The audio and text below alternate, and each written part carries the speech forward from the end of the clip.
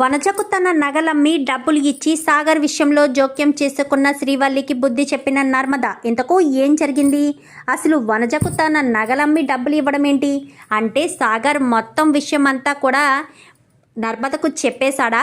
మరి జోక్యం చేసుకున్న శ్రీవల్లికి ఎలా బుద్ధి చెప్పింది నర్మద? ఇదంతా కూడా వీడియోలో చూసి తెలుసుకునేద్దాం. ఇల్లు ఇల్లాలు పిల్లలు అప్కమింగ్ ఎపిసోడ్స్లో ఏం జరగబోతుందో ముందుగా తెలుసుకోవాలి అనుకుంటే వీడియోని లైక్ చేసి ఛానల్ని సబ్స్క్రైబ్ చేసుకోండి. మొత్తం మీరు చూసుకున్నట్లయితే ఎప్పుడైతే వనజ ఇంటికి వస్తుందో అప్పుడు రామరాజుకైతే సాగర్ డబ్బులు ఇవ్వలేదు అన్న విషయం తెలుస్తుంది. కానీ అక్కడ లక్కీగా సాగర్ తప్పించుకున్నట్టే. ఎందుకంటే వనజ ఇంటికి వచ్చిన సమయంలో బ్యాంకు కూడా తీసి ఉండకపోవడం ఇదంతా కూడా సాగర్కి బాగా కలిసి వస్తుంది. కానీ సాగర్ మీద నర్మదకు అనుమానం బాగా ఎక్కువైపోతుంది. ఎందుకంటే అక్కడ తన తోటి ఉద్యోగులు సాగర్కి అసలు ఎలా ఉద్యోగం వచ్చింది, ఎప్పుడు కాంపిటేటివ్ ఎగ్జామ్స్ రాశాడు, ఏ టైంలో రాశాడు, అప్పుడు అసలు మా వాళ్ళు కూడా రాయడానికి ప్రయత్నించారు కదా, మరి వాళ్ళు ప్రయత్నించినప్పుడు వాళ్ళకి రాలేని ఉద్యోగం వీళ్ళకి ఎలా వచ్చింది అన్నట్టు మొత్తం కూడా అడిగేసరికి సాగరు టెన్షన్ పడుతూ సమాధానం చెప్పడం, రా నర్మద వెళ్తాము అంటూ టెన్షన్ పడుతూ అక్కడి నుంచి వచ్చేయడం ఇదంతా కూడా గమనించిన నర్మద సాగర్ని నిలదీసేసరికి ఏంటి సాగర్, అసలు నువ్వు ఏం చేస్తున్నావు, నీకేమైనా అర్థమవుతుందా? నువ్వు తప్పుల మీద తప్పులు చేస్తున్నావని నాకు చాలా అనుమానాలు కలుగుతున్నాయి. ఆ వనజ గారికి 20 లక్షలు ఇచ్చేమని మీ నాన్న చెప్పినా నువ్వు 20 లక్షలు ఇవ్వలేదు. ఎందుకు ఇవ్వలేదో తెలీదు. ఆ విషయం పక్కన పెడితే కాంపిటేటివ్ ఎగ్జామ్స్ ఎప్పుడు జరిగాయో కూడా చెప్పలేదు. నాకు ఒక్క మాట కూడా చెప్పకుండా నువ్వు ఎప్పుడు చదివావు, ఎప్పుడు కాంపిటేటివ్ ఎగ్జామ్స్లో రాసావు, ఎప్పుడు సెలెక్ట్ అయ్యావు, నాకు ఇదంతా చూస్తుంటే నీ మీద చాలా అనుమానాలు ఉన్నాయి సాగర్. నువ్వు నాకు అబద్ధాలు చెప్తున్నావు, మోసాలు చేస్తున్నావు. నువ్వు నాకు ఇన్ని అబద్ధాలు చెప్పి ఇన్ని మోసాలు చేస్తావని కలలో కూడా అనుకోలేదు అంటూ మాట్లాడేసరికి నేను నీకు అబద్ధం చెప్పలేదు, నేనేమి అబద్ధాలు చెప్పలేదు, నువ్వు నన్ను తప్పుగా అర్థం చేసుకుంటున్నావు అంటూ మాట్లాడేసరికి లేదు నువ్వు ఖచ్చితంగా ఇలా ఇద్దరు మధ్య అంటే సాగరు నర్మదల మధ్య చాలాసేపు డిస్కషన్ వస్తుంది. ఇంకా చివరికి నర్మదకు ఓపిక నశించిపోయి, చూడు సాగర్, నువ్వు తప్పు చేశావు కానీ ఆ తప్పును బయట పెట్టడం లేదు. నువ్వు చేసిన తప్పేంటో అన్నది బయట పడిన రోజు నీ మొహం కూడా నేను చూడను. నిర్దాక్షిణంగా నువ్వు ఇదంతా ఎవరి కోసం చేస్తున్నావో నాకైతే తెలియదు, కానీ నిర్దాక్షిణంగా నేను నిన్ను వదిలేసి వెళ్ళిపోవడానికి కూడా వెనకాడను. అర్థమవుతుందా? అది గుర్తుపెట్టుకో అంటూ మాట్లాడేసరికి ఇంకా ఏం మాట్లాడకుండా ఏం చేయకుండా సాగర్ అయితే గదిలో కూర్చుని ఉండిపోతాడు. నేను నర్మదకైనా నిజం చెప్పాలి, నర్మద కోసమే ఇదంతా చేశాను. రేపన్న రోజుని ఇది ఖచ్చితంగా బయట పడిపోతుంది. రేపన్న రోజునేంటి, రేపే బయట పడిపోతుంది. ఇప్పుడు నేను ఏదో ఒకటి చేయాలి. నేను నర్మదకైనా నిజం చెప్పి తీరాలి, లేదంటే నర్మద దృష్టిలో నేను మోసగాడిగా మారిపోతాను. అయినా ఈరోజు తప్పించుకున్నాను, కానీ రేపన్న రోజున ఖచ్చితంగా దొరికిపోతాను. నర్మద నన్ను వదిలిపెట్టదు, నన్ను శాశ్వతంగా వదిలేసి వెళ్ళిపోతుంది. ఇంకా నర్మద నన్ను అస్సలు పట్టించుకోదు అని సాగరు బాధపడుతూ ఇంకా బయటికి వెళ్ళి చూసేసరికి నర్మద ఒక చోట కూర్చొని ఏడుస్తూ ఉండేసరికి నర్మద, నేను నీతో మాట్లాడాలి అనగానే, ఏముంది సాగర్ నీకు నాకు మధ్య మాట్లాడడానికి? నువ్వు నన్ను పట్టించుకోలేనప్పుడు నిన్ను నేను ఎందుకు పట్టించుకోవాలి? నీ దగ్గర నేను ఎందుకు ఉండాలి? నీ మాట ఎందుకు వినాలి అనగానే, అలా మాట్లాడొద్దు సాగర్, ప్లీజ్ సాగర్, ప్లీజ్ నర్మద, నా మాట విను. నా మాట వినకపోతే మాత్రం నేను అస్సలు తట్టుకోలేను. నీకు నిజం చెప్పేస్తాను. నేను మోసం చేయాలనేది కాదు, నేను నిన్ను మోసం చేయడం లేదు అంటూ మాట్లాడేసరికి, అది కాదు నర్మద, చెప్తాను, అసలు ఏం జరిగిందో చెప్తాను, మొత్తం చెప్తాను అనగానే, కానీ ఇక్కడ కాదు, రా మనం బయటికి వెళ్ళి మాట్లాడుకుందామని ఇంకా గబగబా నర్మదను బండి ఎక్కించుకుని ఆ రాత్రి మాటలే అంటే ఆ సాయంత్రమే బండి ఎక్కించుకుని బయటకు తీసుకువెళ్తాడు. తీసుకువెళ్ళి ఒక నిర్మానుష్య స్వచ్ఛమైన ప్రదేశానికి తీసుకువెళ్ళి నీ మీద ఒట్టేసి నేను నిజం చెప్తున్నాను. నేను చెప్పే ప్రతి ఒక్కటి నిజం. నేను ఏ కాంపిటేటివ్ ఎగ్జామ్స్ రాయలేదు. నేను కాంపిటేటివ్ ఎగ్జామ్స్ రాయలేని సమయంలో ఒకసారి మామయ్య గారు నా దగ్గరికి వచ్చారు. నువ్వు ఎలాగా కాంపిటేటివ్ ఎగ్జామ్స్ రాసి పాస్ అయ్యే అంత టాలెంట్ నీలో లేదు. అందుకే నీకు నేను ఒక బ్రహ్మాండమైన ఆఫర్ ఇస్తాను. నువ్వు ఆఫర్ని ఫాలో అయితే చాలు. దానికి నేను నీకు ఎలాంటి హెల్ప్ చెయ్యను. నేను నిన్ను ఎలాంటి హెల్ప్ చేయకపోవడం కాదు కదా, నేను అసలు ఏ విషయంలో కూడా నిన్ను సపోర్ట్ చేస్తున్నట్టుగా ఎవరికి తెలియడానికి వీల్లేదు అంటూ మాట్లాడేసరికి ఏం మాట్లాడుతున్నావు సాగర్, మా నాన్న అని చెప్పాను. కానీ అవును మామయ్య గారే అని చెప్పి మాట్లాడడంతో మా నాన్న అసలు నీకు ఏం ఆఫర్ ఇచ్చారు, అంత సూపర్ డూపర్ బంపర్ ఆఫర్ ఏంటి అని చెప్పాను. కానీ నన్ను డబ్బులు పెట్టుకుని జాబ్ కొనుక్కోమని చెప్పారు అంటూ చెప్పేసరికి ఏం మాట్లాడుతున్నావు సాగర్, నిన్ను మా నాన్న జాబ్ కొనుక్కోమన్నారా అనగానే అవును మీ నాన్నే నన్ను జాబ్ కొనుక్కోమన్నాడు. ఆ జాబ్ ఆ బ్రోకర్ అతను కూడా తీసుకొచ్చి మీ నాన్నే నాకు పరిచయం చేశాడు అంటూ చెప్పేసేసరికి ఇంకా ఏం మాట్లాడాలో ఏం చేయాలో కూడా అర్థం కాదు. ఎందుకంటే తప్పు చేసింది తన తండ్రే కదా. తన తండ్రే తనని ఈ రకంగా మోసం చేసి తన భర్త పరువును పుట్టింట్లో తీసేటట్టుగా చేశాడు కదా. మా నాన్న సాగర్ని ఎంతలా ఇన్ఫ్లుయెన్స్ చేయకపోతే సాగర్ ఇంట్లోంచి 25 లక్షల రూపాయలు తీసుకెళ్ళి ఉద్యోగం కొనుక్కునే అంత స్థితికి వస్తాడు. సాగర్కి అంత తెలివితేటలు లేవు, అంత ధైర్యం అంతకంటే లేదు. అయినా సరే సాగర్ చేశాడు అంటే దానికి కారణం ఖచ్చితంగా నాన్నే తప్పు చేసుంటాడు. తప్పు చేయకపోతే నాన్న ఇలాంటిది సిచ్యువేషన్ రాదు అంటూ మాట్లాడేసరికి ఇంకా అనుకునేసరికి ఏంటి నమ్మవా అని చెప్పాను. కానీ నిన్ను నమ్మకపోతే ఎవరిని నమ్ముతాను సాగర్, నిజంగా నువ్వు చెప్పేది నిజమేనా అని చెప్పాను. కానీ అవును, అప్పుడే ఆ వనజ గారు 20 లక్షలు ఇచ్చారు. ఆ 20 లక్షలు అలాగే మిల్లిలోంచి ఒక 5 లక్షలు తీసి ఆ డబ్బులు ఈ డబ్బులు కలిపే వనజ గారికి ఇచ్చాను అంటూ చెప్పేసేసరికి వనజ గారి డబ్బులు తీసుకుని ఉద్యోగానికి ఇచ్చాను అంటూ చెప్పేసేసరికి అసలు నీకు కొంచెం కాకపోతే కొంచెమైనా బుద్ధి లేదా సాగర్, అలా ఎలా ఉద్యోగానికి డబ్బులు ఇస్తావు చెప్పు. ఆ రకంగా ఇవ్వడానికి నీకు ఎలా మనసొప్పింది చెప్పు. అసలు నువ్వు ఏం ఆలోచించి ఏ ఉద్దేశంతో నువ్వు డబ్బులు నువ్వు తీసుకుందామనుకున్నావు. రేపన్న రోజునైనా సరే ఒకవేళ అమూల్యకు పెళ్ళైనా కానీ అమూల్యకు మేము డబ్బులు ఇచ్చిన నగలు ఏవి అని అడిగితే ఆ డబ్బులు ఖర్చు పెట్టలేదని మావయ్య గారు చెప్తారు. మరి ఆ డబ్బులు తీసుకొచ్చి పంపిస్తాను అని చెప్తారు. మరి అప్పుడైనా డబ్బులు ఇవ్వాలి కదా సాగర్. నువ్వు అంత తెలివి తక్కువగా ఎలా నెరవేర్చుకుని ముందుకు వెళ్దామనుకుంటున్నావో నాకు అర్థం కావట్లేదు.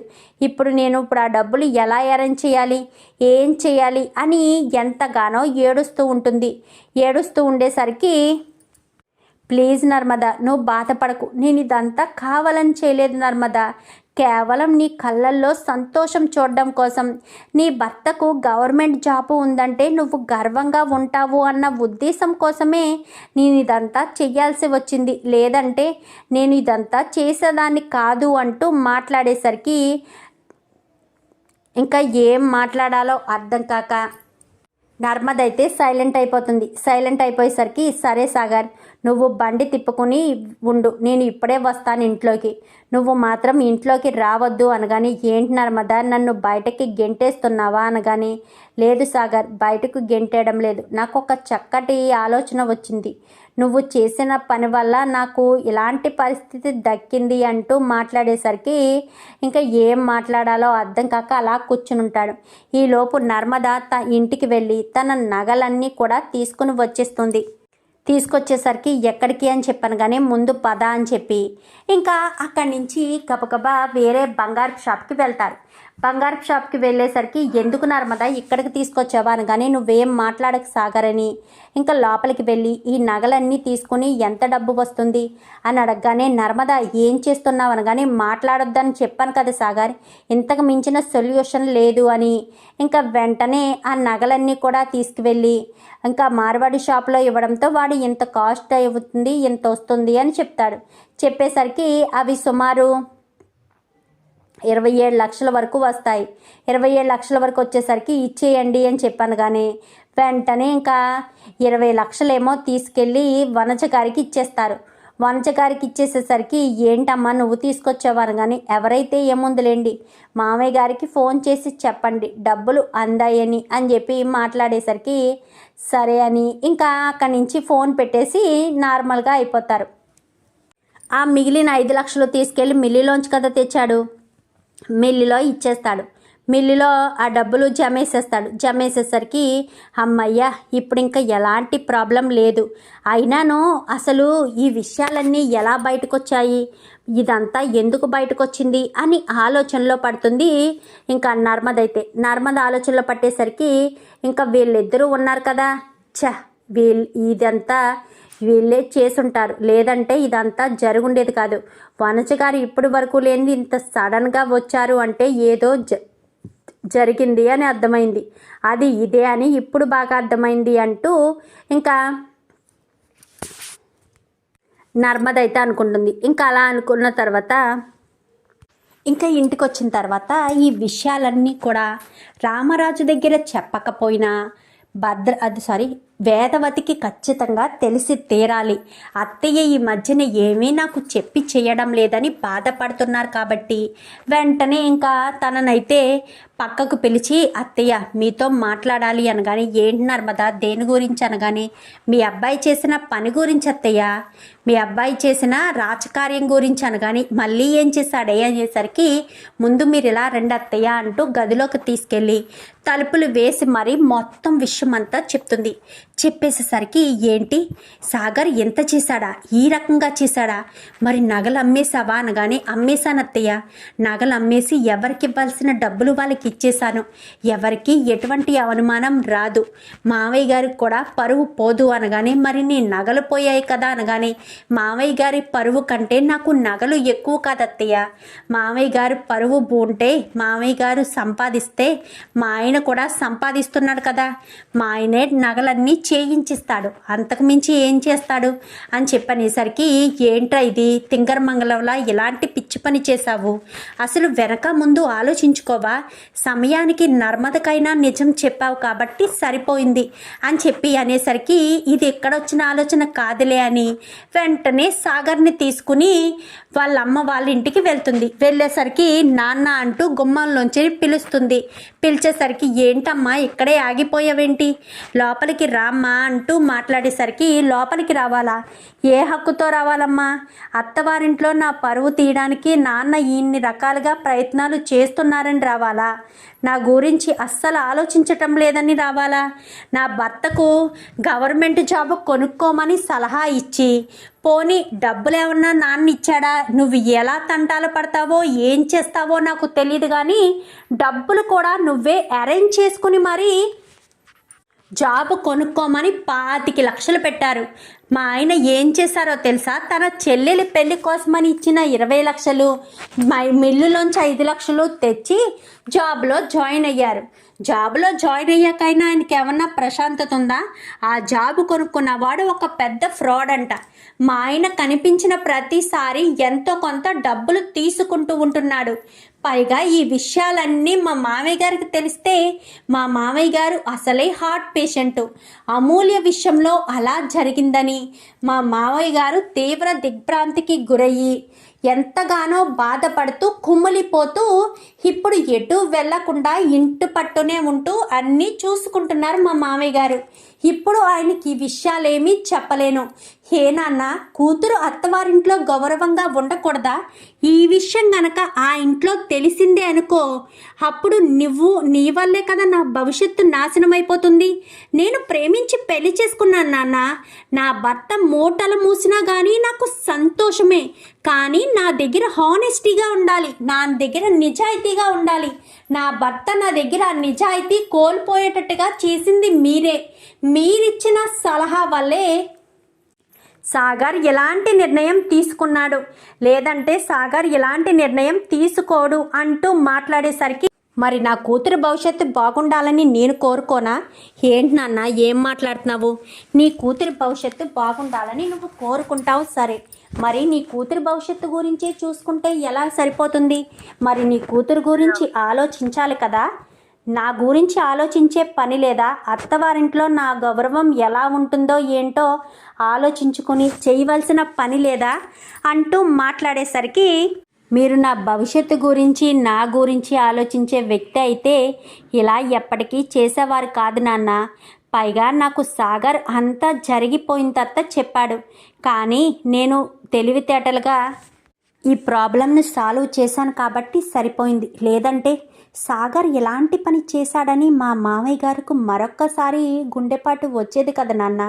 మా మావయ్య గారు మా ఇంటికి మూల స్తంభం లాంటివారు. మన కుటుంబం ముగ్గురు మాత్రమే, అక్కడ కుటుంబం ముగ్గురు కాదు, 10 మంది ఉండే కుటుంబం. 10 మందికి పెద్ద దిక్కు మా మావయ్య. అలాంటి పెద్ద దిక్కైన మా మావయ్య దూరం అయిపోతే మా పరిస్థితి ఏమైపోవాలి, మా పరిస్థితి ఏం కావాలి అని చెప్పి మాట్లాడేసరికి, ఇంకా నర్మద ఏడుస్తూ ఉండేసరికి, అమ్మ నర్మద బాధపడకమ్మా అని చెప్పాను. కానీ బాధ కాకపోతే ఏముంటుందమ్మా, నాన్న ఇలాంటి పని చేస్తారా? కూతురు భవిష్యత్తు బాగుండాలని అత్తవారింట్లో మూల స్తంభాన్నే లేకుండా చేసేస్తారా? సాగర్ ఇప్పటి వరకు రైస్ మిల్లో పనిచేశాడు. సాగర్ ఎక్కడి నుంచి తీసుకొస్తాడని నాన్న 25 లక్షల రూపాయలు అడిగారు. చెప్పమ్మా, 25 లక్షల రూపాయలు నాన్న ఏ రకంగా సాగర్కి దొరుకుతాయి అనుకున్నారు? అసలు ఈ రకంగా ఎలా ఆలోచిస్తారమ్మా? పద సాగర్ అని చెప్పి సాగర్ని తీసుకుని అక్కడి నుంచి వెళ్ళిపోతుంది. వెళ్ళిపోయేసరికి సాగరు లోపలికి వెళ్ళమని, ఇంకా బయట వల్లి ఉండడంతో వల్లి దగ్గరికి వెళ్ళి చెంప పగలగొడుతుంది. ఏంటి నన్ను కొడుతున్నావు అనగానే, చూడు వల్లి యొక్క పిచ్చి పిచ్చి వేషాలు వేసినా, ఏదైనా నాటకాలు వేసినా నేను అస్సలు ఊరుకోను. నేనేం చేశాను కానీ నువ్వే చేసావక్క. ఆవిడ దగ్గరికి వెళ్ళి డబ్బులు అడగమని సలహా ఇచ్చింది నువ్వే కదా, నాకు తెలియదు అనుకుంటున్నావా? వనజ గారి దగ్గరికి వెళ్ళి డబ్బులు అడిగి తీసుకోండని సలహా ఇచ్చింది నువ్వేనన్న విషయం నాకు తెలుసక్క అంటూ చెప్పేసేసరికి ఒక్కసారిగా షాక్ అయిపోతారు. షాక్ అయిపోయేసరికి ఇంకా ఏం మాట్లాడాలో అర్థం కాక ఇంకా చాలా టెన్షన్ పడుతూ, నాకన్నీ తెలుసక్క అని చెప్పనేసరికి ఒక్కసారిగా వల్లి షాక్ అయిపోతుంది. నేను అని చెప్పాను కానీ నాకు తెలియదు అనుకుంటున్నావా? ఆవిడ ఇంత సడన్గా వచ్చి డబ్బులు అడుగునప్పుడే నాకు అనుమానం కలిగింది. సర్లే, ఆవిడికి ఇవ్వాల్సిన డబ్బులు కదా, ఎప్పటికైనా ఇవ్వాల్సిందే అన్న ఉద్దేశంతో ఇంకా నేను అప్పుడు పట్టించుకోలేదు. ఆవిడికి ఎవ్వరికి ఎలాంటి ప్రాబ్లం లేకుండా డబ్బులు మొత్తం అందచేసేసాము. ఇప్పుడు ఎలాంటి సమస్య లేదు. ఇంకొక్కసారి చెప్తున్నానక్క, ఇంకొక్కసారి గనక నువ్వు నా విషయంలో కానీ ప్రేమ విషయంలో కానీ ఎవరి విషయంలో అయినా సరే నువ్వు కలగ చేసుకుంటే మాత్రం అస్సలు వదిలిపెట్టనక్క. ఇది నీకు చివరిసారి వార్నింగ్ ఇస్తున్నాను. నీకు మళ్ళీ వార్నింగ్ ఇవ్వను. కేవలం నిన్ను చూసి నేను వదిలేస్తున్నాను అని అనుకోవడం చాలా పెద్ద పొరపాటు. కేవలం నేను ఇంటి పెద్ద మామయ్య గారు చందు బావగారు మొహం చూసి మాత్రమే నీకు అవకాశాలు ఇస్తున్నాను. లేదంటే మాత్రం నీకు అవకాశాలు ఇవ్వవలసిన అవసరమే లేదు అంటూ మాట్లాడేసరికి, ఏంటి నిజమా అని చెప్పాను. కానీ ఏంటక్క అంత ఈజీగా తీసుకుంటున్నావు? నా చెంప దెబ్బ నీ చెంపలకి తాకినప్పుడు ఆ రీసౌండ్ నీకు ఇంకా పోలేదా? అది కాదు నర్మదా అని చెప్పాను. కానీ చూడక్క, నీకు ఇదే చివరిసారి అవకాశాలు ఇస్తున్నాను. ఎప్పటికీ నీకు చాలా చాలా అవకాశాలు ఇచ్చాను. ఇక మీదట అవకాశాలు ఇచ్చే అవకాశమే లేదు. నువ్వు మళ్ళీ నా విషయంలో కలగ చేసుకుంటే మాత్రం నీకు ఇదే చివరిసారి వార్నింగ్ ఇవ్వడం అంటూ చెప్పేసేసరికి ఇంకా ఏం మాట్లాడాలో, ఇంకొకసారి చెప్పించుకునే అవకాశం నీకు ఇవ్వను, చెప్తాను ఇదే చివరిసారి అంటూ నీకు చాయిసెస్ కూడా నేను ఇవ్వను అనగానే, ప్లీజ్ నర్మదా, ఇంకెప్పుడు నీ విషయంలో కలగ చేసుకోను. ఇదంతా మా అమ్మ మాట వినడం వల్లే వస్తుంది. మా అమ్మను కూడా నేను ఇక్కడికి రావద్దని చెప్తాను. చూడు, నీకు ఇదే చివరిసారి అవకాశం ఇస్తున్నాను. మళ్ళీ ఇక్కడే నువ్వు ఇలాంటి పిచ్చి వేషాలు వేస్తే మాత్రం అస్సలు ఊరుకోను అంటూ ఇక మాట్లాడేసరికి అది కాదు అనగానే, చెప్పాను కదా ఇంకా నీకు మళ్ళీ అవకాశాలు అయితే ఉండవని, ఇదే చివరి అవకాశం అని నర్మద కాస్త వెళ్ళిపోతుంది. వెళ్ళిపోయేసరికి, ఏంటక్క ఎక్కడికి వెళ్ళావు, నగలు తీసుకుని ఎక్కడికి వెళ్ళావక్క అని చెప్పాను కానీ, అది ప్రేమ అని చెప్పాను కానీ నువ్వు నా దగ్గర కూడా దాచిపెడుతున్నావు కదక్క అంటూ ప్రేమ అడుగుతుంది. లేదు ప్రేమ, మీ బావ తప్పు చేశాడు, ఆ తప్పు ఇంట్లో వాళ్ళ దాకా రాకూడదు.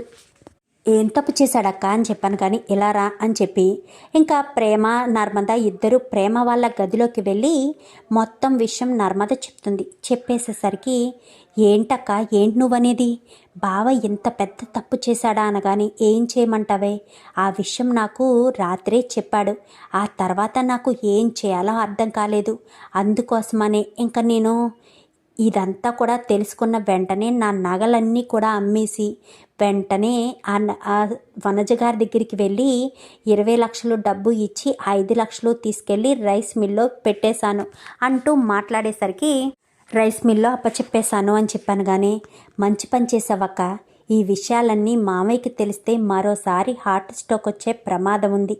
అవును నిజమే, మరి ఏం చేద్దాము, ఏం చేయగలము, ఇదంతా కూడా మన తలరాత అనుకోవాలి అనగాని, ఏం తలరాతో ఏంటో, అసలు ఇదంతా కూడా మా నాన్న వల్ల వచ్చింది, మా నాన్న చేసిన పిచ్చి పని వల్లే సాగర్ ఎలాంటి పిచ్చి పని చేశాడు, ఇప్పుడు ఏం చేయాలో అర్థం కాని పరిస్థితిలో ఉన్నానే అని చెప్పి మాట్లాడేసరికి, వదిలేశాక ఇప్పుడు దీని గురించి నువ్వు ఆలోచించడం వల్ల ఎలాంటి ఉపయోగం లేదు, ఆల్రెడీ ప్రాబ్లమ్స్ తీరిపోయాయి కదా, కానీ వల్లిని మాత్రం వదిలి పెట్టకూడదే, నువ్వు అవకాశాలు వద్దు అని చెప్తున్నా, నేను బావగారిని చూసి మామయ్య గారిని చూసి అవకాశాలు ఇచ్చాను, ఇది ఇంతకు తెగించింది, ఆ వనజ గారి దగ్గరికి వెళ్ళి 20 లక్షలు అడగమని సలహా ఇచ్చిందే ఇదంట, వనజ గారు నాకంతా చెప్పారు, దీనికి ఎన్ని దెబ్బలు పడినా ఎంత చేసినా కానీ దీనికి బుద్ధంటూ రాదే అంటూ మాట్లాడేసరికి, రాదక్క ఎప్పటికీ రాదు, ఆ లమ్మ సావాసంలో ఉంటే ఎప్పటికీ రాదు, ఏదొకటి చేసి ఆ 10 లక్షలు ఇచ్చారు కదా, ఆ 10 లక్షల విషయం మామయ్య గారి ముందు కదుపక్క, ఆ 10 లక్షలతో వీళ్ళు ఏం చేశారో మామయ్య గారి ముందు కదిపావనుకో, అప్పుడు వీళ్ళు నోరు మూసుకొని ఇక్కడి నుంచి వెళ్ళిపోతారు, అప్పుడు ఎలాంటి ఇబ్బంది ఉండదు, ఇక్కడికి రావడం వల్లే ఇది బాగా ఎక్కువ చేస్తుంది అని చెప్పి మాట్లాడేసరికి, అవును నిజమే అని చెప్పి ఇంకా ఇద్దరు కూడా అనుకుంటారు. అనుకున్న తర్వాత ఇంకా ఈ విషయం అంతా ధీరజ్కి చెప్పేసరికి, ఈ నడుపోడికి కొంచెం కూడా బుద్ధి లేదేంటి, ఈ రకంగా చేస్తాడా, సరైన సమయానికి నర్మద వదిన దగ్గర నగలు ఉన్నాయి కాబట్టి సరిపోయింది, లేదంటే ఎంత పెద్ద ప్రాబ్లం అయి ఉండేది, నాన్నకి ఎంత అవమానంగా ఉండేది, నాన్న ఇలాంటివన్నీ తట్టుకుని భరించగలడా, అసలు నడిపోడు ఎలాంటి పిచ్చి పని ఎందుకు చేసుంటాడు అనగానే, అదే కదా అర్థం కావట్లేదు, అసలు సాగర్ బావ ఈ రకంగా ప్రవర్తిస్తాడని కలలో కూడా అనుకోలేదు అంటూ మాట్లాడేసరికి, అవును నిజంగా వీడు నిజంగా పిచ్చోడ్లాగే ప్రవర్తించాడు అంటూ ఇంకా మాట్లాడుకున్న తర్వాత సర్లే అని ఇంకా జరిగిందేదో జరిగిపోయింది, ఇక మీదటి ఏ ప్రాబ్లం లేకుండా ఉండాలి, మామయ్య గారికి మాత్రం ఎలాంటి టెన్షన్ మాత్రం రాకుండా చెయ్యాలి అని చెప్పి ఇంకా మాట్లాడేసరికి, అవును ఏ టెన్షన్ లేకుండా చేయకపోతే చాలా సమస్యలు వస్తాయని ఇంకా అందరూ కూడా అనుకుంటారు, కానీ మరి ఈ విషయం తెలిస్తే ఎప్పటికైనా ప్రమాదమే కదా అని అనేసరికి, ప్రమాదమే ఏం చేస్తాం మరి, ప్రమాదాన్ని మనం దగ్గర పెట్టుకున్నాము, ప్రమాదం గురించి ఆలోచించుకుని నిన్ను పోలీస్ ఇన్స్పెక్టర్ని చేయకపోతే నేను నీ భర్తగా ఏం విజయం సాధించినట్టు, నా భార్య కలల్ని సాకారం చేయడమే కదా భర్తగా నా బాధ్యత అంటూ ధీరజ్ అయితే చెప్తాడు. మరి ఏ ప్రమాదం అయితే జరగకూడదని నర్మద ఇదంతా చేసిందో, ఆ ప్రమాదం మరి సాగర్ విషయాల్లో మళ్ళీ బయటకు వచ్చే అవకాశం ఉందా, చూద్దాం మరి రాబోయే ఎపిసోడ్స్లో ఇదంతా కూడా. వీడియో నచ్చితే లైక్ చేసి ఛానల్ని సబ్స్క్రైబ్ చేసుకోండి, పక్కనే ఉన్న బెల్ సింబల్లో ఆల్ పై క్లిక్ చేయండి, ఇలా చేయడం వల్ల మేము పెట్టే ప్రతి వీడియో కూడా నోటిఫికేషన్ రూపంలో ముందుగా చూడగలుగుతారు. Thank you for watching.